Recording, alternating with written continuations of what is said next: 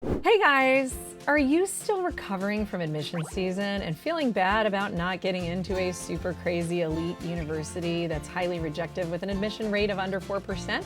There are a lot of reasons that people want to go to places like Harvard or Princeton or Yale, but are there some reasons why you shouldn't go there? In this video, I'm going to explore why you shouldn't go to Harvard or Princeton or Yale or whatever the most elite school you happen to get into is.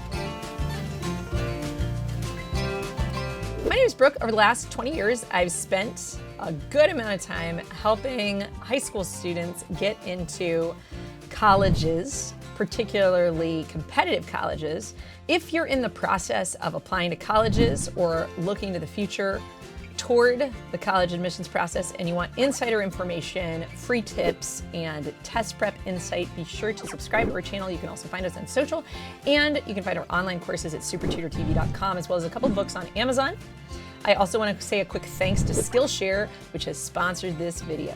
First reason that you shouldn't go to Harvard, even if you get in, or if you don't get in, is that it's not a good fit for you.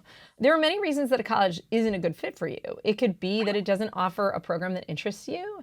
For example, you might be really excited about the prospect of doing a BSMD program where you get your bachelor's and your MD or your doctorate all at the same university, and you know you can become a medical doctor and you don't have to stress out and worry about the MCAT. Then maybe going to Harvard isn't for you. Maybe it's not a good fit. It may also be that you're interested in architecture. Maybe you're interested in restaurant and hotel management. Then maybe Cornell's a better fit than Harvard, right?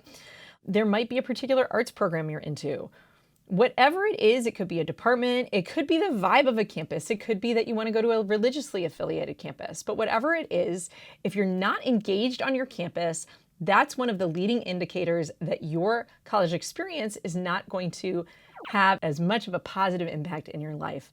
Research from a nonprofit called Challenge Success, which is affiliated with the Stanford University School of Education, has written a report that summarizes extensive findings about how engagement is the #1 predictor of success in terms of what is the magic ingredient when it comes to the impact of a college education. What does engagement look like? Engagement can look like having mentors or faculty that you feel like you connect with. Engagement can look like doing a multi-semester project or a project that spans over the course of several months or more, whether that's in community or an independent project or whatever it is. Engagement can also mean that you're just filling out a survey and you say that you feel a connection with the community and that you feel engaged. And so if you don't feel like you connect with Harvard or Princeton or whatever school it is that you got into, if you don't feel like it fits you as a scholar, as a person, if you don't feel like you're going to fit in on the campus, if you're going to feel isolated and alienated and it's not the experience that you want, you shouldn't go there. I quickly want to just give a shout out to Skillshare, which has sponsored this video. If you don't know what Skillshare is, it's an online learning community with thousands of inspiring and creative classes. Whether you want to learn creative writing or digital photography, if you're looking to explore your creative interests, if you want to learn a specific skill, Skillshare can be a perfect place to start. I personally have been watching a class on Skillshare called Social Media Content Creation in Canva by Maggie Stara. And here's what's cool about it. You can learn all sorts of insider information about Canva. So at SupertutorTV, we've started to use Canva quite a bit for our mailing list, for our Instagram, for all that kind of good stuff. So deal time, the first 1,000 of my viewers to use the code SupertutorTV0522 or click on the link in the description below this video will get a 1-month free trial on Skillshare so you can start exploring your creativity today. My second reason why you shouldn't go to Harvard, even if you get in, is that the economics might not make sense. Now, I realize that a lot of super elite schools like Harvard offer to meet 100% of demonstrated need. But I also recognize that 100% of demonstrated need doesn't always mean they're meeting 100% of your personal need, right? You might have wealthy parents who have said, hey, we're not paying a cent for your college education. I figured it out and pulled myself up from my bootstraps and you're going to do the same, junior, right? Like, who knows? And if you have parents like that, you know, like maybe Harvard isn't going to be in the economic cards for you as much. Now, I will say that the majority of really elite schools like Yale, Harvard, Princeton, Stanford, they give amazing aid to low-income students, right? So if you are low income, most of the time it will make sense for you to go because they're going to give you a killer rock and aid package. Likewise, if you're Black or Hispanic, the benefit and the payoff that you get from an elite education can be real, and it can often be worth the investment that you have to make. If you're not in one of those groups, though, let's say you're white, you're middle class, you're upper middle class, the equation might be different.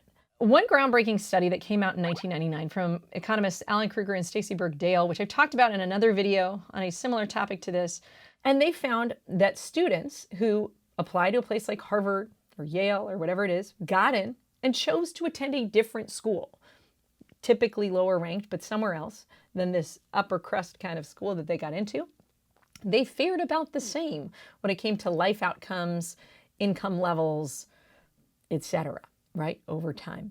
They also found in a follow study that even if you just apply to these elite universities and get the same grades and scores that people who have applied are getting, that your life outcomes are also about the same. Essentially, you matter more than where you end up going. That being said, ROI, or return on investment, if that's the game that you're playing, if you're looking at it from an economic standpoint, know that major matters, and that complicates the picture, right? And return on investment is heterogeneous. And what I mean by that is that the return on investment for a Harvard degree is going to be different if you major in computer science than if you major in archaeology, right? And a Harvard degree isn't always worth millions of dollars, particularly if you major in something like archaeology. In fact, using an ROI calculator at freeop.org, I mapped out majors at UNC Chapel Hill, a college that sometimes gives full rides, and Harvard, let's say this was a decision you were making, and found that in most of the degrees, a Harvard graduate has a huge differential in terms of salary. But on some of the majors, there's no differential. And on one major, archaeology, there was actually an inverse of outcomes. Students who attended UNC had a median average income that was higher than those who attended Harvard in that particular major. So you also need to understand that the outcomes are not just according to what school you go to, but it's also according to what major you go to. Okay, next up, my third point is relative deprivation theory, or big fish, small pond, small fish, big pond theory. Everybody's favorite pop psychologist, Malcolm Gladwell, in his book, David and Goliath, proposes the idea that students shouldn't go to Harvard if they want to get math and science degrees. The reason that he proposes this is that persistence in math and science is a problem.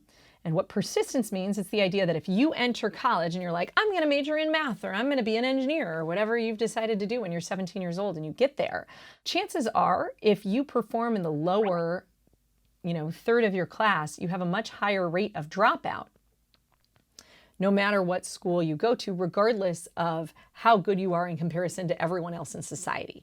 So what Gladwell found is that by lining up the data at schools and looking at what percentage of students are saying, hey, I'm going to go into STEM, who are in the top third, middle third, and bottom third of SAT or ACT scores, and then comparing that to the students who actually graduate in the top third, middle third, and bottom third of ACT scores, and seeing what the composition of that graduating class is, he found that the idea that students who are in the lower third and the middle third of SAT scores are persisting in STEM at a lower rate than those who are in the top third.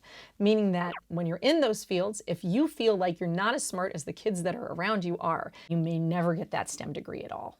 You can see how it might be a good idea to be a big fish in a small pond if you want to get a math or science degree, because your chance of getting that degree is higher.